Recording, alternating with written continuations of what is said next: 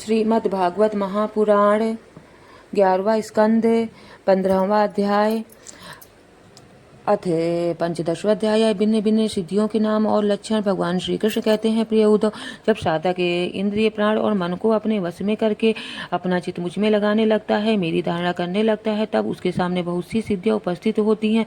उद्धव जी ने कहा, अच्युत, कौन सी धारणा करने से किस प्रकार कौन सी सिद्धि प्राप्ति होती है और वो उनकी संख्या कितनी है? आप ही योगियों को सिद्धियां देते हैं, अतः आप उनका वर्णन कीजिए। भगवान श्री कृष्ण ने कहा, प्रिय उद्धव, धारणा योग के पारगामी योगियों ने 18 प्रकार की सिद्धियां बतलाई हैं। उनमें 8 सिद्धियां तो प्रधान रूप से मुझ में ही रहती हैं और दूसरों में न्यून है, तथा 10 सतगुण के विकास से भी मिल जाती है। उनमें 3 सिद्धियां तो शरीर की अणिमा, महिमा और लघिमा। इंद्रियों की एक सिद्धि है प्राप्ति, लौकिक और पारलौकिक पदार्थों का संसार अनुभव करने वाली सिद्धि प्राकम्य है। माया और उसके कार्यों को इच्छानुसार संचालित करना ईशिता नाम की सिद्धि है। विषयों में रहकर भी उनमें आसक्त न होना वशिता है, और जिस सुख की कामना करे उसकी सीमा तक पहुंच जाना कामावसायिता नाम की 8वीं सिद्धि है। ये 8 सिद्धियां मुझ में स्वभाव से ही रहती हैं, और जिन्हें मैं देता हूँ उन्हीं को अंशतः प्राप्त होती हैं। इनके अतिरिक्त और भी कई सिद्धियां हैं। शरीर में भूख प्यास आदि वेगों का न होना, बहुत दूर की वस्तु देख लेना और बहुत दूर की बात सुन लेना, मन के साथ ही शरीर का उस स्थान पर पहुंच जाना जो इच्छा हो वही रूप बना लेना, दूसरे शरीर में प्रवेश करना, जब इच्छा हो तभी शरीर छोड़ना, अप्सराओं के साथ होने वाली देव क्रीड़ा का दर्शन, संकल्प की सिद्धि, सब जगह सबके द्वारा बिना ननुनच के आज्ञा पालन। ये 10 सिद्धियां सतगुण के विशेष विकास से होती हैं। भूत भविष्य और वर्तमान की जान लेना, वर्तमान की बात जान लेना, शीत उष्ण सुख दुख और राग द्वेष आदि द्वंद्वों के वश में न होना, दूसरे के मन आदि की बात जान लेना, अग्नि सूर्य जल विष आदि की शक्ति को स्तंभित कर देना और किसी से भी पराजित न होना, ये 5 सिद्धियां भी योगियों को प्राप्त होती हैं। प्रिय उद्धव, योग धारणा करने से जो सिद्धियां प्राप्त होती हैं उनका मैंने नाम निर्देश के साथ वर्णन कर दिया। अब किस धारणा से कौन सी सिद्धि कैसे प्राप्त होती है बतलाता हूँ, सुनो।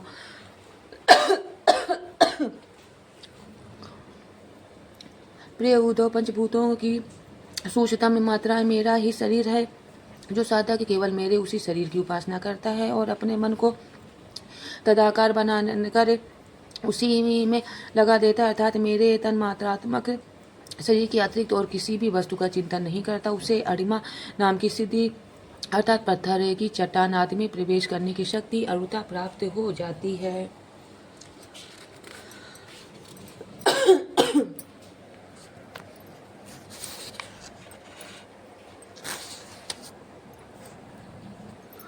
मैं तत्व के रूप में मैं ही प्रकाशित हो रहा हूँ और उस रूप में समस्त व्यवहारिक ज्ञानों का केंद्र हूँ, जो मेरे स्वरूप में अपने मन को मैं तत्वाकार करके तन्मय कर देता है, उसे महिमा नाम की सिद्धि प्राप्त होती है। और इसी प्रकार आकाश आदि पंचभूतों में जो मेरे ही शरीर अलग अलग मन लगाने से उनकी महत्ता प्राप्त हो जाती है, यह भी महिमा सिद्धि के ही अंतर्गत है। जो योगी वायु आदि 4 भूतों के परमाणुओं में मेरे ही रूप समझ कर चित्त की तदाकार कर देता है, उसे लघिमा सिद्धि प्राप्त हो जाती है। उसे परमाणु काल के समान सूक्ष्म वस्तु बनाने की सामर्थ्य प्राप्त हो जाता है। जो सात्विक अहंकार को मेरा स्वरूप समझकर मेरे उसी रूप में चित्त की धारणा करता है, वह समस्त इंद्रियों का अधिष्ठाता हो जाता है। मेरा चिंतन करने वाला भक्त इस प्रकार प्राप्ति नाम की सिद्धि प्राप्त कर लेता है। जो पुरुष मुझे महतत्वाभिमानी सूत्रात्मा में अपना चित्त स्थित करता है, उसे मुझे अव्यक्त जन्मा सूत्रात्मा की प्राकाम्य नाम की सिद्धि प्राप्त होती है, जिससे इच्छा अनुसार सभी योग प्राप्त हो जाते हैं। जो त्रिगुणमयी माया के स्वामी मेरे काल स्वरूप विश्व रूप की धारणा करता है, वह शरीरों और जीवों को अपने इच्छा अनुसार प्रेरित करने की सामर्थ्य प्राप्त कर लेता है। इस सिद्धि का नाम ईशित्व है। जो योगी मेरे नारायण स्वरूप में, जिसे तुरीय और भगवान भी कहते हैं, मन को लगा देता है, मेरे स्वाभाविक गुण उसे में प्रकट होने लगते हैं और उसे वसिता नाम की सिद्धि प्राप्त हो जाती है। निर्गुण ब्रह्म भी मैं ही हूँ, जो अपना निर्मल मन मेरे इस ब्रह्म स्वरूप में स्थित कर लेता है, उसे परमानंद स्वरूपरी कामावसायिता नाम की सिद्धि प्राप्त हो जाती है। इसके मिलने पर उसकी सारी कामनाएं पूर्ण हो जाती है, समाप्त हो जाती हैं।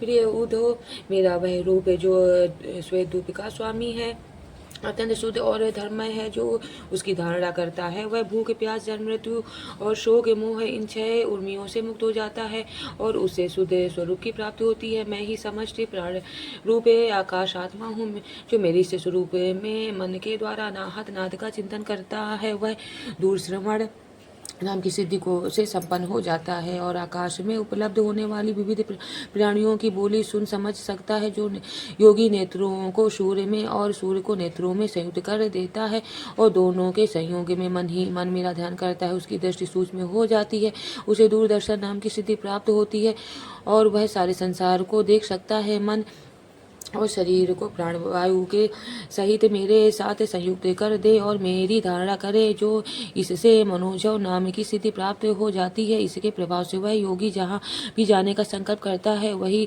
उसका शरीर उसी क्षण पहुँच जाता है। इस समय योगी मन को उपादान कारण बना करे जिस समय योगी मन को उपादान कारण बनाकर किसी देवता आदि के रूप धारण करना चाहता है तो वह अपने मन के अनुकूल वैसा ही रूप धारण कर लेता है। इसका कारण यह है कि उसने अपने चित्त को मेरे साथ जोड़ दिया है। जो योगी दूसरे शरीर में प्रवेश करना चाहे वह ऐसी भावना करे कि मैं उसी शरीर में हूँ। ऐसा करने से उसका प्राण वायु रूप धारण कर लेता है और वह एक फूल से दूसरे फूल पर जाने वाले भौरे के समान अपना शरीर छोड़कर दूसरे शरीर में प्रवेश कर जाता है। योगी को यदि शरीर का परित्याग करना हो तो एड़ी से गुदा द्वार को दबाकर प्राणवायु को क्रमशः हृदय, वक्षस्थल, कंठ और मस्तक में ले जाए, फिर ब्रह्मरंध्र के द्वारा उसे ब्रह्म में लीन करके शरीर का परित्याग कर दे। यदि उसे देवताओं के विहार स्थल में क्रीड़ा करने की इच्छा हो तो मेरे शुद्ध शतुमय स्वरूप की भावना करे। ऐसा करने से शतुगुण की अंश स्वरूपा सुसुंदरिया विमान पर चढ़कर उसके पास पहुंच जाती हैं।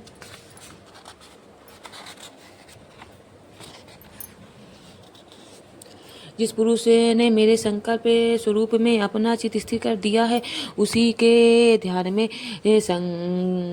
संलग्न है, वह अपने मन में जिस समय जैसा संकल्प करता है उसी समय वह संकल्प सिद्ध हो जाता है।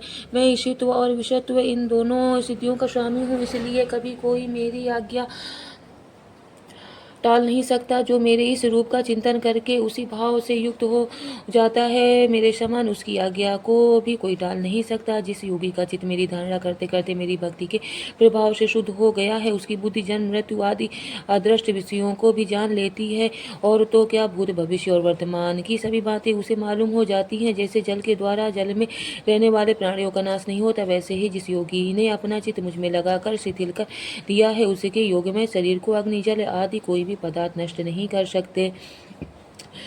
पुरुष श्री वत्स आदि चिन्ह और शंख, गदा, चक्र, पद्म आदि आयुधों से विभूषित तथा ध्वजा, छत्र, चमर आदि से संपन्न मेरे आवरणों का ध्यान करता है वह अजय हो जाता है। इस प्रकार जो विचारशील पुरुष मेरी उपासना करता है और योग धारणा के द्वारा मेरा चिंतन करता है उसे वे सभी सिद्धियां पूर्णतः प्राप्त हो जाती हैं जिसका वर्णन मैंने किया है। प्यारे उद्धव, जिसने अपने प्राण, मन और इंद्रियों पर विजय प्राप्त कर ली है, जो सहमी है और मेरे ही स्वरूप की धारणा कर रहा है, उसके लिए ऐसी कोई भी सिद्धि नहीं जो दुर्लभ है। उसे तो सभी सिद्धियां प्राप्त ही हैं, परंतु श्रेष्ठ पुरुष कहते हैं कि जो लोग भक्ति योग अथवा ज्ञान योग आदि उत्तम योगों का अभ्यास कर रहे हैं, जो मुझसे एक हो रहे हैं, उनके लिए इन सिद्धियों का प्राप्त होना एक विघ्न है, क्योंकि इनके कारण व्यर्थ ही उनके समय का दुरुपयोग होता है।